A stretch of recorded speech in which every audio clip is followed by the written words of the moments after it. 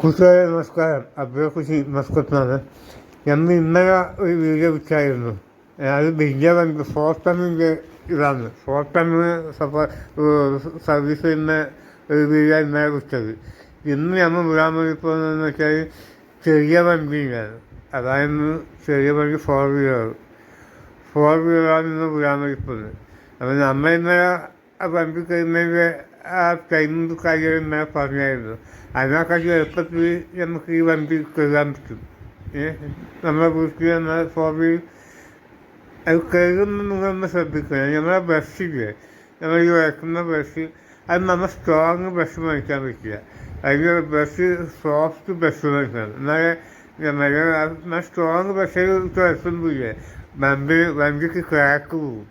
അതുകൊണ്ട് soft brush ഉപയോഗിക്കണം.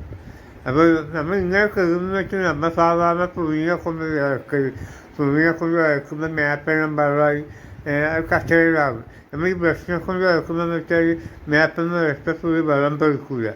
അതാണ് ഇതിൻ്റെ ഇത്. ഓക്കെ, നമുക്ക് വില കാണാം.